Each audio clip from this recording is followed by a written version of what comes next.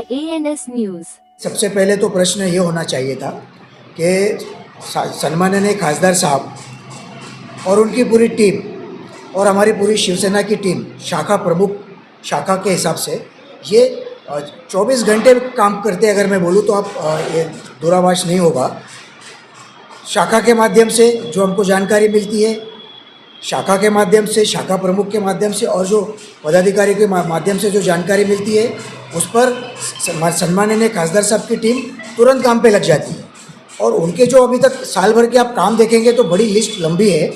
उसमें एजुकेशन का मामला हो, उसमें GMR लिंक रोड का मामला हो, उसमें CBSE स्कूल का मामला हो, उसमें हॉस्पिटल का मामला हो, और भी SMS कंपनी हो, और अभी जो देवनार में नया जानवर को, मृत जानवर को जलाने की जो एक भट्टी का अभी विवाद अभी आपके सामने आया है, वो मामला हो, ये हम सब सम्माननीय खासदार साहब के नेतृत्व में, उनके आग्रह पर, उनके नेतृत्व में हम पाठ पुरावा कर रहे हैं। सम्माननीय महानगर पालिका के आयुक्त साहब के पास कर रहे हैं, जो उनके स्पेशल DMC है उनके पास कर रहे हैं। ऐसे कामों की बहुत बड़ी लिस्ट है।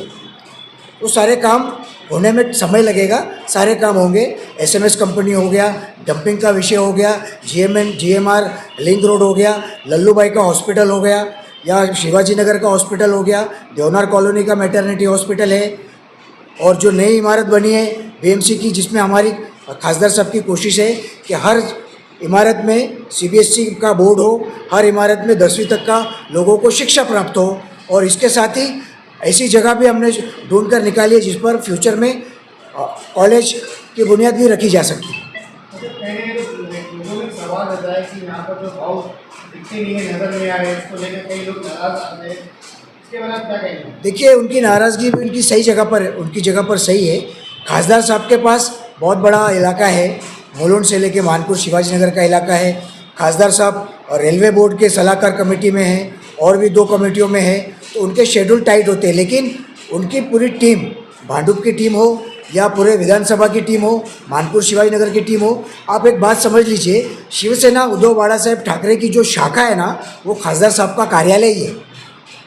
मैं आपके माध्यम से लोगों को विनंती करना चाहूँगा, अपील करना चाहूँगा, अगर कोई काम आपके पास, आपको लगता है ये काम होना चाहिए, तो आप कृपया करके शाखा में संपर्क कीजिए। शाखा के शाखा प्रमुख है, पदाधिकारी है, उनको संपर्क कीजिए। हम सब लोग मिलकर आपके प्रॉब्लम्स को, आपके मसले को हल करने के लिए दिन रात लगे हुए हैं।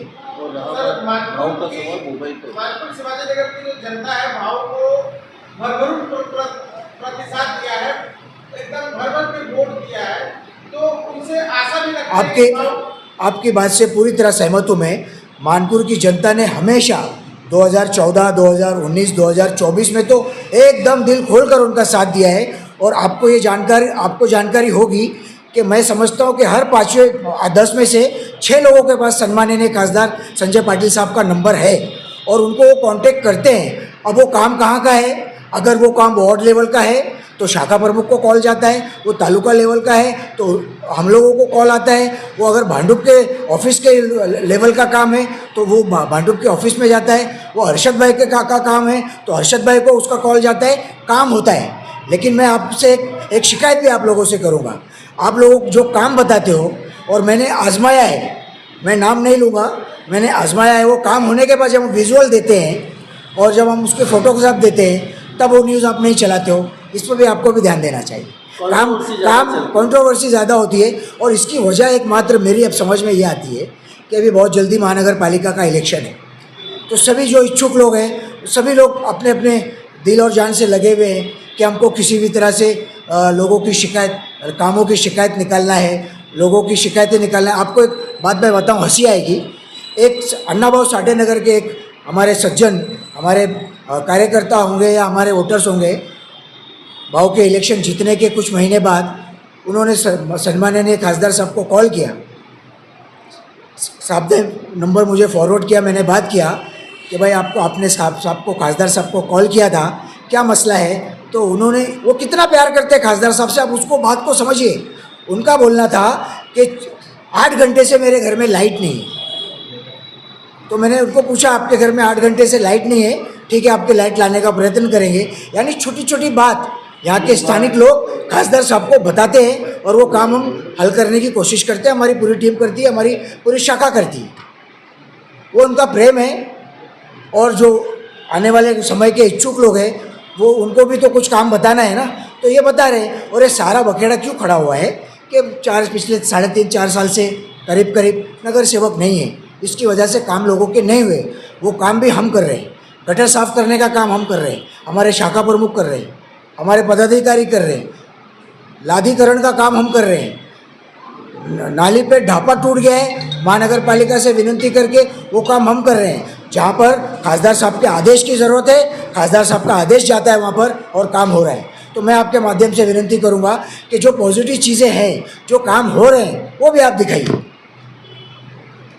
और एजुकेशन पे क्या काम हो रहा है मैं चाहूँगा, इस पर हमारे अरशद भाई उस पर काम करते हैं, आप उनसे भी ज़रा। और आपको एक जानकारी देना चाहता हूँ मैं, गोवंडी रेलवे स्टेशन आप जाके देखिए। और संजय जी आप उसके साक्षीदार हो। मैंने आपको बोला था कि वहाँ की परिस्थिति बहुत ख़राब है, ज़रा आप कृपया जाके देखिए। और वो आपने अब तक वो नहीं किया, लेकिन उसको हमने स्वतः संज्ञान में लेकर पत्र व्यवहार करके और रेलवे बोर्ड में सम्माननीय खासदार साहब के द्वारा पत्र देने के बाद, शिकायत करने के बाद आप गोवंडी स्टेशन जाके देखिए। प्लेटफॉर्म का कायाकल्प हो चुका है, प्लेटफॉर्म चकाचक हो रहा है। लिफ्ट नहीं था, लिफ्ट बन के चालू हो गई है, एक्सेलेटर का काम चल रहा है। और हमारी डिमांड है वहाँ पर मेडिकल सुविधा होनी चाहिए। खासदार साहब के माध्यम से मेडिकल सुविधा में एक हर स्टेशन पे एम्बुलेंस होनी चाहिए, फर्स्ट एड होना चाहिए। ये सारे काम गोवंडी स्टेशन पे चालू है। आने वाले समय में हमारे लोगों के लिए जो गोवंडी स्टेशन में उतर के जो पश्चिम की तरफ आते हैं, वेस्ट में आते हैं, गौतम नगर, शिवाजी नगर, रफ़ी नगर, बैगनवाड़ी, शिवाजी नगर, इस तरह के जो हमारे मतदार हैं, हमारे जो मुसाफिर हैं, जो हमारे नौकरी करने वाले लोग हैं, उसका फ़ायदा गोवंडी स्टेशन की चकाचक सुंदरता से, उसकी फैसिलिटी से होगा। और आने वाले समय में सम्माननीय खासदार साहब की कोशिश है कि इस पनवेल टू CST के रोड पे कम से कम 15 डिब्बे की गाड़ी हो, ताकि ट्रैफिक गर्दी के समय में लोगों को राहत मिले। ये काम संजय बाबू अपनी तरफ से कर रहे हैं। धन्यवाद।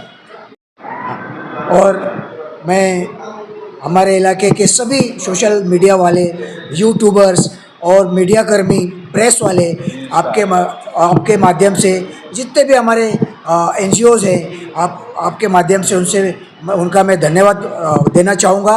विशेष करके आप लोगों को धन्यवाद देना चाहूँगा कि आप लोगों ने समय निकालकर हमारी बातों को रिकॉर्ड किया।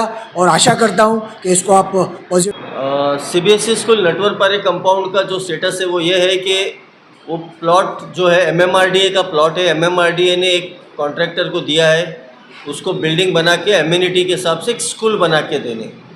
तो वो स्कूल का बिल्डिंग बनाने का काम उसने 2022 से जो शुरू किया है, 2024 में ख़त्म हो जाना चाहिए था, पर वो कुछ इन लोगों का गवर्नमेंट के चीज़ों में डिले होता है। तो हमने जब से भाऊ खासदार बने हैं 2024 से, तब से हम उसका पाठ पुरावा करके उस बिल्डिंग की बारीक से बारीक चीज़ें कंप्लीट करके लिए, यहाँ तक कि उसका ग्रिल बना के हो गया है, उसके अंदर ट्यूबलाइट्स और फैंस सब अवेलेबल हो गए, बोर्ड्स, बेंचेस सब आ गए।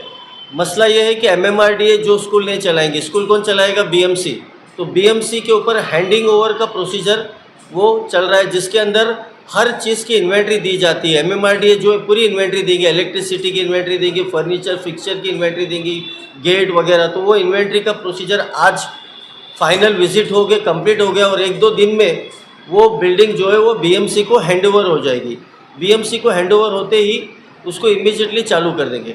मसला आया था बीच में कि वहाँ पर स्कूल बस जाने का या एम्बुलेंस जाने के लिए जो एक्सेस रोड नहीं था, क्योंकि नटवरपारे कंपाउंड के अंदर से जाना वो बड़ी गाड़ी नहीं जा सकती। तो इसके लिए ताबड़तोड़ उसका रोड का काम चालू हो गया। आप जाके देखोगे, मैं आपको फ़ोटोज़ भेजूँगा कि रोड का काम वॉर फुटिंग में चालू है। कुछ दिक्कतें आई थी, कुछ फॉरेस्ट की जगह पे कुछ डेब्रिस कॉन्ट्रैक्टर ने डाल दिया था, तो काम रुक गया था। खासदार साहब खुद तहसीलदार कार्यालय में जाके बैठ के उनसे प्रॉब्लम को सॉल्व करके, और वो काम जो रुक गया था, जिसकी गाड़ियों की चाबी जो फॉरेस्ट वाले लिए थे, वो चाबियों का लेके और वो रोड वालों को देके वापस से काम चालू हो गया। और हमारी कोशिश है कि जब स्कूल रीओपन होगा तो हम ये सेशन में स्कूल जो है वो नई बिल्डिंग में CBSE की स्कूल ट्रांसफ़र कर देंगे। इसका राइट फ्रॉम फॉलोअप MMRDA का हर department, engineering department, SRA department का फॉलोअप करके ये काम हुआ है। और सभी जगह उसके सब लेटर्स है, डॉक्यूमेंटेड है, वो सब हम आपको देंगे। उसके अलावा भाव का एक विज़न है कि बीएमसी की सभी स्कूल जो है वो 10th स्टैंडर्ड तक होना है, तो उसके लिए हम लोग ने एजुकेशन डिपार्टमेंट को लिखे हैं और बीएमसी का एक पवित्र पोर्टल है जिसमें रिक्रूटमेंट होता है टीचर्स का, उसका रिक्रूटमेंट भी स्टार्ट हो गया है। तो सभी स्कूल जो है हम 10th स्टैंडर्ड तक लेके जाएंगे। इंफ्रास्ट्रक्चर तो है लेकिन उधर 10वीं तक टीचर्स नहीं है, तो टीचर्स का भी रिक्रूटमेंट चालू हो गया है। उसके अलावा जो है लल्लूभाई कंपाउंड में जो स्कूल चल रही है बीएमसी की, वो गाले में चल रही है बिल्डिंग के नीचे, उधर खुद का प्लॉट नहीं है।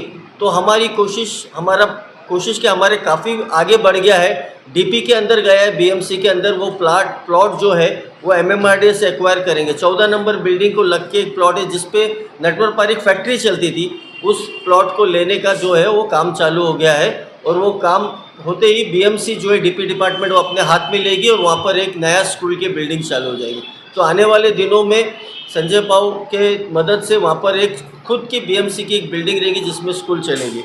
उसके अलावा सबसे बड़ा मसला यहाँ के हमारे जो बच्चे गोवंडी शिवाजी नगर के, उनको डिग्री कॉलेज पढ़ने के लिए शिवाजी मानपुर से बाहर जाना पड़ता है। तो हमने इलेक्शन के टाइम में भी बोला था और अभी भी हम बोल रहे हैं कि हम लोग वहाँ पर जो है डिग्री कॉलेज लेकर आने का प्रपोजल भी डाला हुआ है कलेक्टर को, म्हाडा को, एमएमआरडीए को और बीएमसी को, कि आपके पास हम लोग आइडेंटिफाई करके बताएं कि ये जगह है एनक्रोच्ड है, ठीक है, वो एनक्रोचमेंट जहाँ निकल सकता है वहाँ निकाल के, जहाँ लोग पहले से है वहाँ पर उनको पीएपी समझ के उनको किधर और अलॉट करके हम वो जगह ले सकते हैं और वो जगह पे जल्द से जल्द डिग्री कॉलेज प्रपोजल डालने के लिए किसी एनजीओ ट्रस्ट को हम बोल देंगे कि भाई आओ ये जगह है, यहाँ पर आप डिग्री कॉलेज चालू करो। तो आने वाले 1 आध साल के अंदर डिग्री कॉलेज का भी काम आपको दिखने को मिलेगा।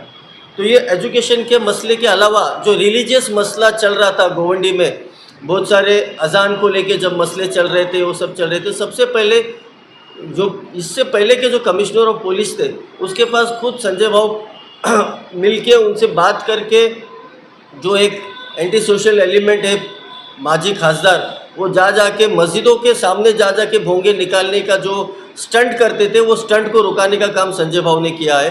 वो अभी मस्जिद तक नहीं जाते, वो पुलिस स्टेशन में जाके पुलिस वालों को हैरेस करके वो करवाते, ठीक है। उनके पास नॉइज़ पोल्यूशन एक्ट का कानून था, उसको कानून को चैलेंज करने के लिए कोर्ट के अंदर एक पिटीशन डाला हुआ है, उसके लिए भी जो सपोर्टिंग जो चीज़ें लगती है वो सब चीज़ें संजय भाऊ की तरफ से हुआ है और 14 नवंबर को उसकी तारीख है अगली चीफ जस्टिस के पास, तो उसके ऊपर भी आपको उसका मिल जाएगा सलूशन। और नूरे इलाही मस्जिद है पीएमजीपी में, उसका बीच में डिमोलिशन हुआ था वो डिमोलिशन सिर्फ बाहर का कमर्शियल कॉम्प्लेक्स हुआ है, अंदर की 450 स्क्वायर मीटर जगह को रेगुलराइज करने का पार्ट पूरा हुआ। माइनॉरिटी कमीशन के गुलाम भाई की तरफ की मदद से संजय भाऊ कर रहे, जो फाइल अभी स्टेटस ये है कि वो म्हाडा के वीपी से फाइल मूव हो गई है और वो अभी मंत्रालय जाके नूरे इलाही मस्जिद जो रहेगी वो रेगुलराइज हो जाएगी 450 स्क्वायर मीटर। बीच में इज्तिमा हुआ था यहाँ के मस्जिद के जो हमारे हक्कानी मस्जिद के जो मौलाना असद है, उनसे भी आप बात करके देख सकते हैं कि जो इज्तिमा खारगर में हुआ था उसमें जो ट्रेन फैसिलिटीज़ को चालू रखने के लिए रात भर और मेट्रो चालू रखने के लिए रात भर और जो फैसिलिटी वहाँ चाहिए थी सिडको से, उसके लिए भी संजय भाऊ ने काफ़ी पाठ पूरा हुआ किया हुआ है। तो संजय भाऊ आते हैं, हम लोग के ज़रिए काम करते हैं, लेकिन वो आपके सुख दुख में आते हैं। आपका बर्थडे है, आपकी शादी है, आपके घर का फंक्शन है, किधर मैयत हुई तो वहाँ पर भाऊ आते हैं। आज भी आपको भाऊ एक शादी में मिलेंगे रात में। तो जैसा टाइम मिलता है लोगों के से संपर्क है, काम नहीं हो रहा अगर ऐसा कोई बोलेगा तो हम लोग इमीडिएटली काम करते हैं। जैसा अर्जुन भाई ने आज आपको काम करके बताया, कल किसने ऑब्जेक्शन लिया तो आज उसको क्लीनिंग वगैरह करके हो गया। ये काम एक इंडिविजुअल नागरिक भी कर सकता है, उसको पता होना चाहिए कि बीएमसी से कैसा करवा के लेना चाहिए। नहीं तो शाखा है हमारी जो संजय भाऊ का कार्यालय है पूरे, उसमें से आप जो है कभी भी आओ, 24/7 फ़ोन पे भाऊ अवेलेबल है। रात को 2-2 बजे भी भाऊ को फ़ोन लगता है, लोग भाऊ फ़ोन उठाते हैं और उनका प्रॉब्लम सुनते हैं और हम लोगों को काम पे लगाते हैं। तो ये सब भाऊ की टीम है जो 24/7 अवेलेबल है आप लोगों के लिए। तो यही मैं बोलना चाहूँगा कि ये 1.5 साल में जो संजय भाऊ ने जो कामकाज किया है, और एक बड़ा मुद्दा है कि कब्रिस्तान के अंदर एक शौचालय है, देवनार कब्रिस्तान के अंदर जो यूज़ में नहीं है, उसको बन के ज़्यादा टाइम नहीं हुआ है, इसके लिए उसका पार्ट पूरा हुआ चल रहा है कि वो एसडीओएम डिपार्टमेंट जो है उसको अभी वो खाली कर देगी, निकाल देगी, ताकि वो जगह पूरा कब्रिस्तान के लिए यूज़ हो जाए, क्योंकि वहाँ पर अगर टॉयलेट है कब्रिस्तान की जगह पे तो वो बेहुरमती होती है कम्युनिटी को। तो इसके लिए उसको निकालने का भी काम उसका फॉलो किया हुआ। ये सब के डॉक्यूमेंट्स मैं पूरे पत्रकार भाइयों को मैं सब जो लेटर्स गए बीएमसी को, डीएमसी को, एमसी को, वो हम आपके पास दे देंगे। यही बोलना था आपको। लोगों की बहुत ये रहती कि भाव को देखना है, और भाव ने बताया है, हमारे से बात हुई है कि जितना भी कोशिश करेंगे कि आने वाले दिनों में ये मध्यवर्ती शाखा है हमारी 140 की, इसमें भाव महीने में एक बार या महीने में 2 बार बैठेंगे और लोगों से मिलेंगे। Thank you. ऐड करना है छोटा